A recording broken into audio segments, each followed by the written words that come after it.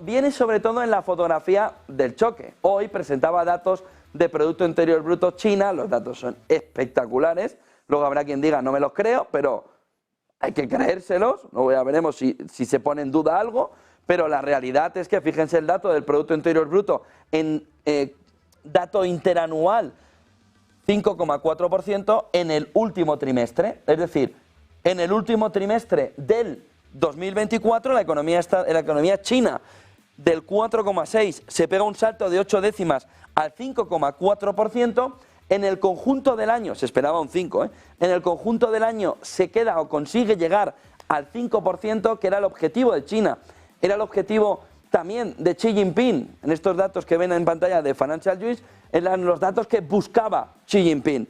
En el quarter to quarter, en la comparación, 1,6 por decimillas, se queda por debajo de 1,65, no importa demasiado. La producción industrial, esa exportación, esa producción industrial va un poquito más rápido de lo que se esperaba, 6,2% frente a 5,4%, ventas minoristas 3,7 frente a 3,6%. Es un muy buen dato porque refleja que algo del estímulo chino alrededor de la demanda interna empieza a empujar al conjunto de la economía y tenemos el desempleo sí subiendo una décima al 5,1, un punto por encima de la estadounidense. 4,1 la tiene Estados Unidos, 5,1 la tiene la tasa de desempleo china. De tal manera que tenemos un muy buen dato y frente a lo que veíamos de Bessent, lo que se percibe es que China se está preparando para el combate, para el golpe, para el choque, para enfrentar frente a Estados Unidos en la batalla arancelaria.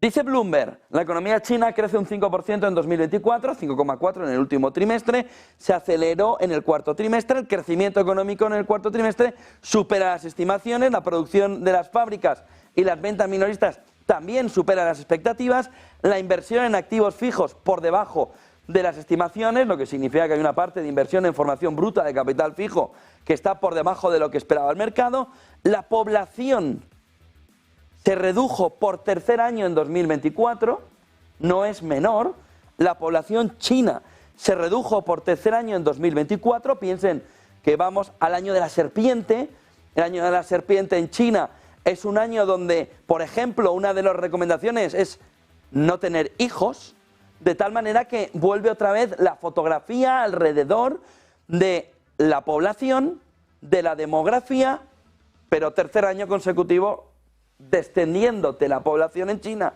que frente a lo que se pudiera pensar, hombre, en términos macro, puede ser una mala noticia a muy largo plazo, en términos micro, en términos de corto plazo, para China no es una mala noticia. Tasa de desempleo, como han visto, 5,1% por debajo de las estimaciones, por encima de las estimaciones, se esperan aumentos moderados de precios al consumidor en 2025. Pero buen dato, buena fotografía. Miren la siguiente imagen alrededor de cómo la economía china, dice Reuters, supera las previsiones en 2024, pero la clave fundamental es el futuro. Se prepara para una guerra comercial. Ha preparado toda la economía en exportación, en demanda interna, en darle estímulo al conjunto de la economía y también a la producción y a la exportación para prepararse para la guerra comercial. Lo que hemos visto, sobre todo en el último trimestre, es un sprint por parte de la economía china para conseguir acercarse a la mejor posición que pudiera tener de cara a la salida de la carrera, ¿no?, de esa batalla comercial. El otro punto fundamental en este gráfico se ve cómo China ve un repunte. Es verdad que en 2023, en el segundo trimestre, vimos un crecimiento del 6,5%, pero en el conjunto de los dos últimos años es el segundo mejor dato, lo cual nos refleja un buen comportamiento de la economía china, sobre todo si vemos el conjunto de 2024, 5,3, 4,7, 4,6, parecía que había un movimiento de un poco de reducción del crecimiento de China, reenfocado en el último trimestre, sobre todo por el movimiento de exportaciones, con una demanda interna que, bueno, algo se recupera por los estímulos, pero sobre todo con una demanda externa o con lo que está diciendo Estados Unidos, esa manera de inundar de producto chino todo el mundo, lo que ha conseguido China es un crecimiento del 5,4%. El dato es muy bueno. El dato es muy bueno. Y refleja que China llega a la pelea, a la discusión, en la batalla comercial con Estados Unidos de la mejor manera posible. no podía llegar mejor en cuanto a crecimiento. Sí, hombre, en un 7%, pero no estábamos en eso. 5,4% en el trimestre refleja que hay un crecimiento de surplus, ¿no? de ventaja competitiva también respecto al crecimiento que va teniendo Estados Unidos. En otro gráfico se ve también los datos que hemos visto durante esta noche, a ver si lo podemos ver, en el siguiente gráfico, donde se ve el crecimiento del 4,6 en el tercer trimestre, el crecimiento del 5,4 en el cuarto trimestre, el crecimiento entre trimestres de ese 1,6%, que no es un mal dato en términos de Producto Interior Bruto en precios constantes. Lo mejor es comparar esta fotografía con la de Estados Unidos. GDP de Atlanta, GDP Now de la Fed de Atlanta, que aparecía en la jornada de ayer, nos refleja que mientras China va creciendo al 5,4%, en el cuarto trimestre, en el Q4 del 2024, 3% de la economía estadounidense. Hay un gap de 2,4%, va muy por arriba ahora mismo China en el movimiento del crecimiento del Producto Interior Bruto, lo que refleja que si Trump quiere defender la economía para que se pueda defender de China, no le basta solo con la política arancelaria comercial, sino que tiene que impulsar la economía también de Estados Unidos. Y ahí vendría un poco el fondo, ¿no? El trasfondo de esa fotografía de Bessent y de Donald Trump alrededor de impulso fiscal e incluso impulso monetario. Bajada de tipos, bajada de fiscalidad, más bolsillo, más dinero en el bolsillo de los contribuyentes estadounidenses, más gasto, cerrar el gap entre el 3% de crecimiento intertrimestral en dato interanual de la economía estadounidense con el chino, que estaría en el 5%. Entonces, en este entorno se entiende el movimiento que plantea Bessent, que plantea Trump, pero la inflación. Entonces, aquí hay un camino, que lo comentamos ayer. ¿Por qué el objetivo es el 2%? Si tu pelea es contra China para intentar que no te haga el sorpaso, ¿por qué el objetivo es inflacionario? Tu objetivo tendría que ser de crecimiento. Lo que quiere entonces Trump y Bessent es poner la economía estadounidense al 5%. Y en ese 5% de crecimiento recoger también frente al crecimiento de la economía china un movimiento en el que China no le vaya ganando Producto Interior Bruto trimestre a trimestre, trimestre a trimestre, hasta que lleguemos a un momento que digamos cuando le hace el sorpaso. Por lo que, fíjense, con el crecimiento de China y el GDP Now de la Fed Atlanta publicado en la jornada de ayer, vemos una fotografía muy clara alrededor de cómo empieza a enfrentarse, alrededor de cómo empieza a ver que necesita cerrar el gap. Necesita cerrar este gap. Este 2%, 2,4% entre el 3 y el 5,4%, significa que China sigue recortándole a Estados Unidos para llegar antes al sorpaso económico y ser primera potencia del mundo. Que no es un tema menor, que el día que China se coloque como primera potencia del mundo, el mundo ha cambiado. Y se ha acabado una época. Y la época que se ha acabado es la de Estados Unidos. Y la época que empieza es la de China. Por lo que vamos a vivir los próximos 4 años es un presidente de los Estados Unidos, Make America Great Again, es decir, voy a darlo todo para que eso no se produzca, con lo que tenemos a los dos principales púgiles yendo al combate en lo económico, arancelario, monetario, alrededor de cómo puede atraer parte del dinero para que no vaya a China, y fiscal, demanda interna, para que lo que todavía tiene por encima Estados Unidos de China valga todavía más, su demanda interna. Miren el siguiente gráfico de la Fed Atlanta. ¿Qué crece aquí? ¿Qué crece en este entorno? Porque hay un movimiento sobre todo de consumer spending, ese PCI, en el que vemos cómo el consumo es un elemento fundamental.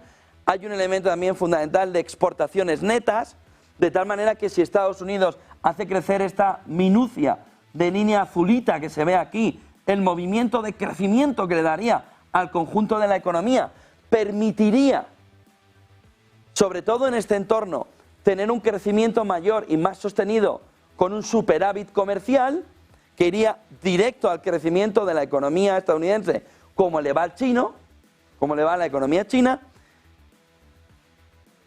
Y aquí está, el gasto del gobierno. el gasto federal. De tal manera que esas tres patas son el elemento fundamental. Si Estados Unidos, si Bessent, si Trump quieren seguir un crecimiento, incluso ampliar un crecimiento hacia el 5%, pero recortar la deuda, es decir, recortar el déficit público, entonces solo tiene dos opciones. Bueno, tiene más, pero puede hacer mil cosas, pero reales, tiene dos opciones. Le mete un empuje todavía mayor al gasto de los hogares, es decir, le pone dinero en el bolsillo para que no te tomes 3 cafés, tómate 5 tranquilamente y de mejor marca y más dinero, no te preocupes, gasta, cambia de coche, cambia de lavadora, cámbiate de casa, haz lo que quieras porque tienes una sensación de riqueza importante, se queda muy poquito dinero al Estado para darte a ti mucho más dinero para recuperarlo luego vía tu gasto en el sistema impositivo, en lugar de en el IRPF te lo van a trincar en el IVA, en el impuesto de valor añadido, te lo cojo aquí en lugar de aquí, de tal manera que lo que consigue es poder reducir el gobierno, el gasto público, y tiene luego la parte fundamental de las exportaciones, que ahí es donde entran los aranceles. De tal manera que dice, te doy más dinero en el bolsillo, repercuto arancelariamente, hago crecer la economía estadounidense, impido que China me haga el sorpaso y no me tengo que preocupar, por ejemplo, mucho, esto está en negativo, por la inversión residencial. Vivienda. De tal manera que tenemos, no hay una necesidad importante de la formación bruta de capital fijo en Estados Unidos. Va funcionando. Lo que hay una importancia es, aquí, net exports, donde tienen esas exportaciones netas y el déficit comercial un problema, que lo quiere solucionar vía aranceles, en el gasto público, en el gasto de los hogares, perdón, con una rebaja fiscal muy fuerte, que le dé mucho dinero, pero no para recaudar menos, que es lo que no entienden los socialistas, no les entra en la cabeza, sino para recaudar más. Yo te doy más dinero, tú viajas más, compras más, gastas más, te cambias el coche, te cambias de casa, te cambias de lavadora, te compras la tele 28 veces más grande que tu salón, haces todo lo que quieras en el gasto, que ahí te cojo yo los impuestos y lo meto en el conjunto de la economía. Y reduzco gasto, por supuesto. 250 asesores a casa. Y a partir de ahí tienes un efecto mayor en el conjunto de la economía y sobre todo puedes empezar a reducir el gasto del gobierno porque tienes menos gastos. ¿Por qué? Porque has metido la motosierra de Milei modelo estadounidense. Es que yo, que soy cargo público, prefiero tener el GLE que el GLA. Prefiero tener el no sé qué que el no sé qué. Pues te lo pagas de tu bolsillo.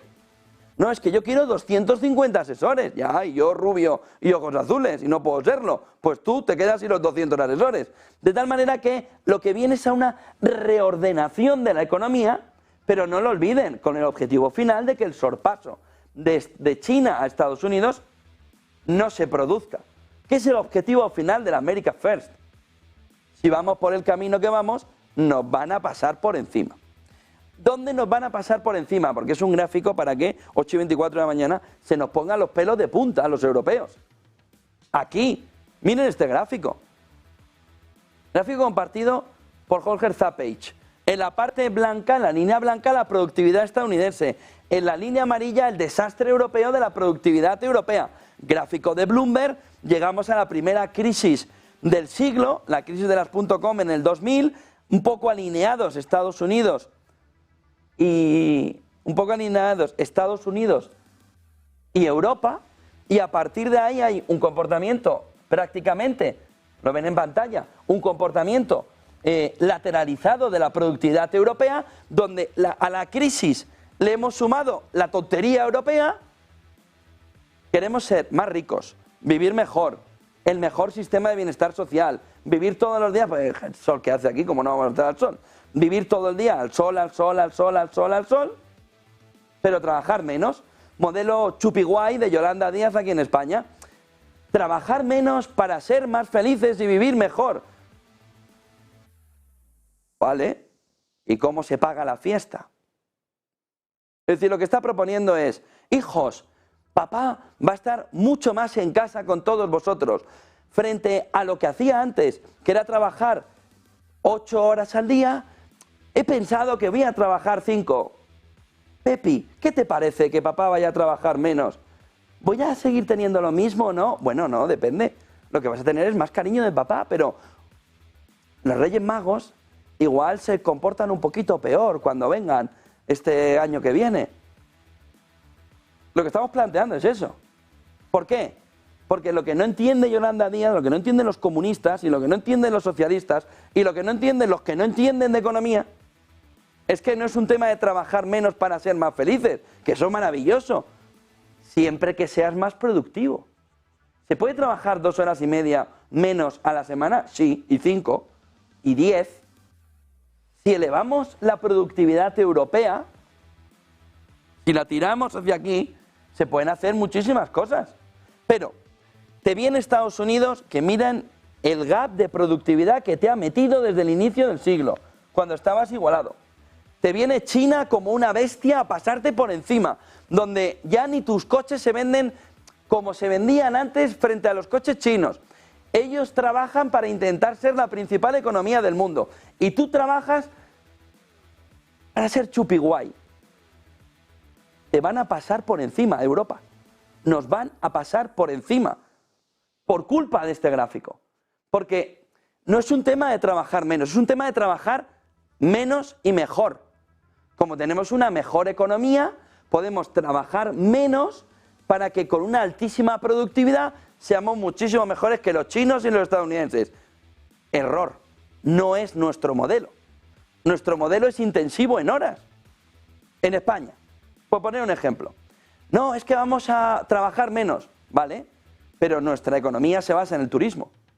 ¿Qué vas a hacer al alemán de turno que venga? ¿Decirle que se vaya a casa, que tú te has terminado tu jornada laboral? ¿Cómo vas a plantear el movimiento de un empeoramiento de los servicios por un modelo que te está cambiando hacia no sabes qué? ¿Y por qué 37,5 y no 35 o 30? Depende de la productividad. Depende, pero ¿alguien se ha sentado a marcar cuál es la productividad? ¿Cómo va a cambiar la productividad en España? ¿Cómo? Pues lo mismo a nivel europeo, en el conjunto europeo, donde la tontería, la chorrada esta alrededor de hay que vivir mucho mejor, pero que trabajen otros, que es como, ¿aquí hay tierras raras? Sí. ¿Las quieres explotar? No. Si las explotan los chinos, van a sobrepasarte económicamente y tu industria van a acabar comprándote las fábricas alemanas que no quieres para construir sus coches chinos. ¿Lo sabes? Sí, pero amo el planeta, pero no tu puesto de trabajo. Sí, pero yo amo el planeta. Seguro que alguien vendrá y me lo resolverá. Sí, claro, China. Quitándote el puesto de trabajo, quitándote la venta de coches, quitándote tus industrias, quitándote tus fábricas. ¿Somos conscientes de eso? ¿Esa es la felicidad que queremos? Los lunes al sol y que el Estado, la Yolanda Díaz, esta o la que venga luego, nos subvencione, perfecto, pero estaremos a la cola, del mundo. Viviremos del sol, qué bonito el sol aquí en Alicante, qué maravilla. Ya, pero ¿te cae dinero del sol? No. Entonces, ¿qué vas a comer dentro de 2 horas? Lo que me deje la Yolanda Díaz, la de ahora o la que venga luego. Lo que decida que puedo comer hoy. Esto es un drama europeo. Y en lugar de estar planteándose alrededor del drama europeo cómo solucionarlo, estamos alrededor de una fotografía sobre cómo podemos trabajar menos y ser más felices. Es decir, primero hemos educado a la población en un cambio de valores durante los últimos 40 años de la generación Blandy-Blue, ¿no? En una generación que vaya formándose en que todo es fácil, todo viene, cumple tus sueños, consigue tus sueños, lo importante no es el esfuerzo, lo importante eres tú, qué bien, siéntete bien, por supuesto, muy bonito, tal. ¿Y ahora el esfuerzo? ¿Y ahora el esfuerzo? Mientras Estados Unidos y China van así, cada vez mejor en tu puesto de trabajo, cada vez mejor haciendo tu trabajo, cada vez mejorando y produciendo más con lo mismo que hacías antes, Nosotros, pues no tenemos la mesa aquí, pero con los pies encima de la mesa. 8:30. Uy, si en 10 minutos me voy, ¿no? Vamos a esperar a que pasen, no a producir. De tal manera que eso es lo que empieza a encontrarse el inversor que viene de fuera y que dice, mi dinero en Estados Unidos, ¿por qué? ¿Para qué le voy a poner el dinero aquí en Europa? ¿Con qué objetivo? ¿Con qué finalidad?